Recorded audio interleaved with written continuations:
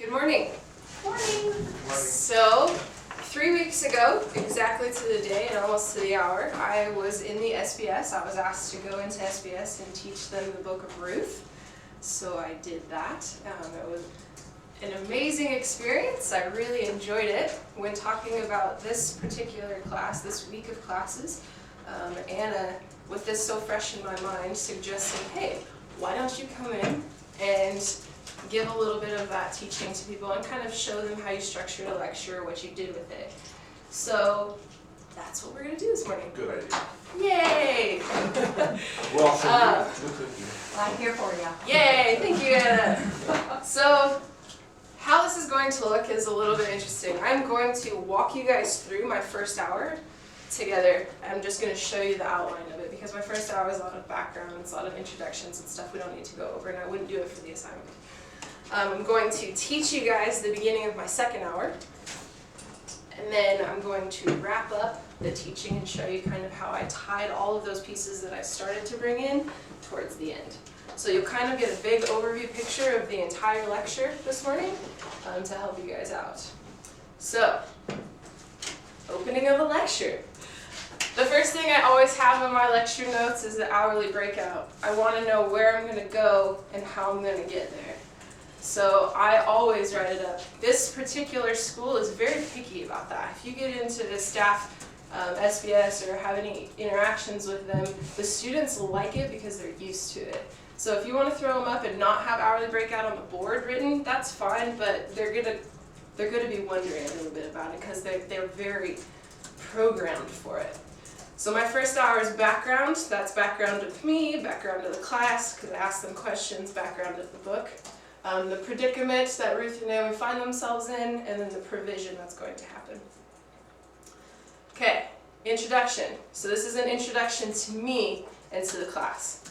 So I prayed about it. I got a word from God. I felt like He said He was proud of them, so I expanded on that a little bit. I wanted to talk about being proud and what that really means with the class.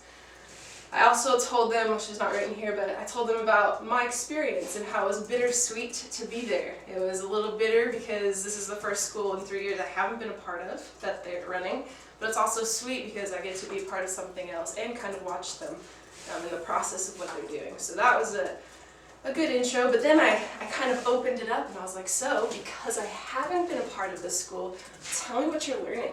Because that's the beauty of SBS, it's learning, it's shaping, and so I brought in my interest to ask them about themselves. And then about the books, like what's been your favorite, most impactful book? Everybody has a couple that kind of just stand out, that just rock your world. I wanted to know what that was for them. And then for myself it was Hebrews, so I kind of waited until someone said Hebrews, and then I kind of piggybacked off of what they said because that was mine when I was in school. So then I introduced the book. And I did background work for this class. I went to the lecture previous to mine, and I couldn't sit through 2 whole days of lecture. The lecture previous was Judges, and Leah taught it. So I went to her first hour, and I went to her last hour. Within the first hour of a teaching, you should pretty much know where the teacher's going to go for their whole lecture. Even if it's a 3-week lecture, you should pretty much have an understanding of what's going to happen and where they're taking this lecture. So going to her first lecture, I was like, okay, what is she going to be highlighting in the book of Judges that I need to know that I'm going to carry on? Now I have an advantage because I could sit through that. For her, it was very, very clear that she was going to talk about the gospel because of the seriousness and sobering weight of sin. Sin is so serious, it is very sobering, it has a weight, it is very significant.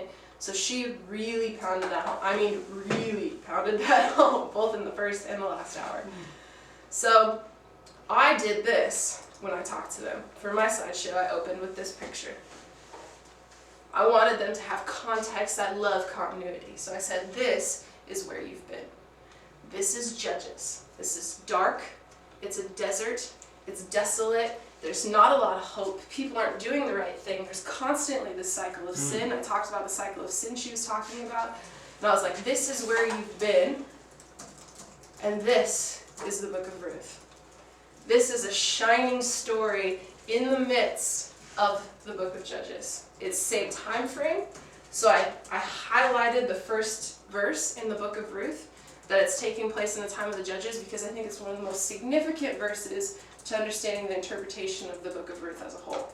If you want to understand Ruth, recognize that it's in a time when Israel is sucking completely, and Ruth, a Moabite, a foreigner, is being faithful. Absolutely ridiculous.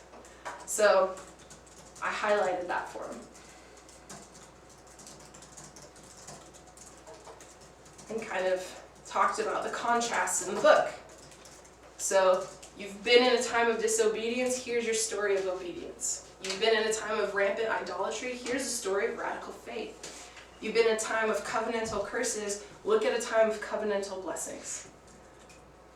And then I led that and segued that into 3 major things that you're going to learn about the character of God in this book, which I pulled from a doctor online. I really liked it. So one is that God is ruler, or that he provides a ruler for his people. He provides rest for his people. I'm going to go into this. I talked about what rest was up to that point. And he provides redemption. And these are all themes that they could be tracing throughout the whole. Okay? Then I tackled big picture. So what's the big picture thing about this book I want them to understand? Is that circumstances do not make or break a believer, faith does. I highlighted it in bold, I highly emphasize it. No matter what our circumstances is, no matter what the culture around us looks like, we can be different. So here's the need. I took this off of Leah's ending. Leah ended her teaching talking about moralistic therapeutic deism, and she threw in, though I don't know if she knew it, tolerance. So I took that concept, because she gave it to me, and I used it to talk about a cultural environment that we live in, that we don't have to be like. And kind of built that up a little bit, which I come back to at the end and wrap it up with a personal story. Any questions about that so far? What was that thing, big picture? Big picture, I did the need. I spent some time on this. You gotta spend some time building that need. They have to understand that the story of Ruth is tangible to them. It's important to them. There's a reason for it.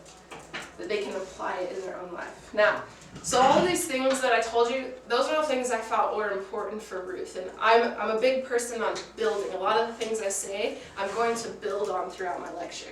There are other things you can talk about. You can talk about structure. Is structure super important? You can talk about certain themes and really hit certain themes if you think those are going to be important to the book. You can talk about, those are just a couple. So you can mix and match and weave and play around with this, but these are kind of some of the basic topics I would make sure you have.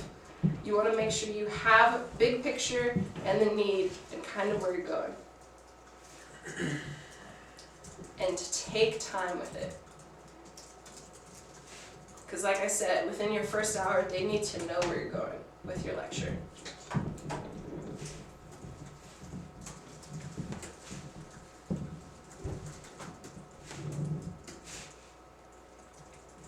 Some of these happen to be my hobby horse. Tolerance is kind of my hobby horse. I'll talk about it all day. Hobby horse. Hobby horse, yeah, that one thing that you end up sneaking into multiple lectures because you just can't not. That's one of them. Okay, so then if you remember SBS style, we kind of go over background. So I went over the author, the dating, which is kind of interesting because the genealogy given cannot be a complete genealogy. It would not make any sense. 360 years within 3 generations. So I kind of walk them through all of that and what that looks like. And the OR, written after David sometime as a king, because he's a significant player. There's obvious a significance to him in the story, so therefore he needs to be a significant person, which means it's likely after the time he was a king.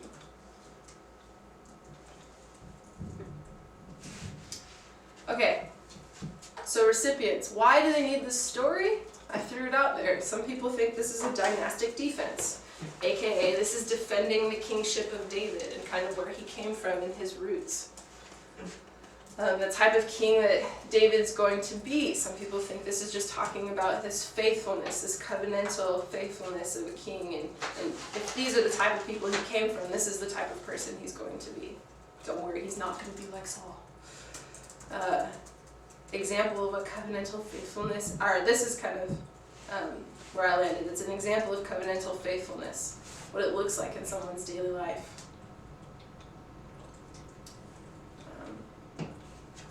Again, you probably don't need the details of this, but just kind of the general outline. It's not similar to what you were saying earlier, the contrast in the book. Like there was you were doing something that you had done earlier, so you were building on it. Yeah. So it's nice. Yeah. I love building. Yes. Building blocks. Yes. So fun.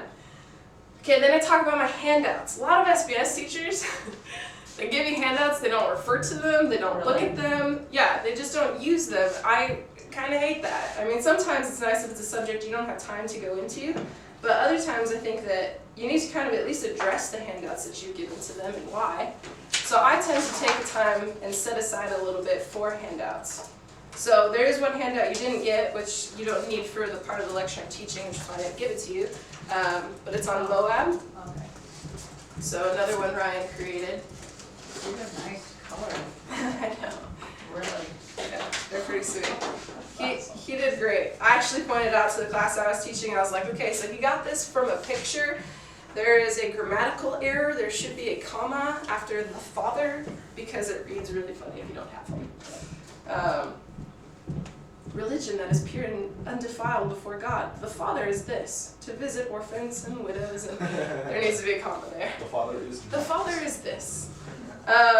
So we talk about Moab, and this is a chance for me to get into their teachings that they've had in the past. I want to know. They know about Moab. They've studied Numbers. They've studied, the Pentateuch. So what did they remember about it?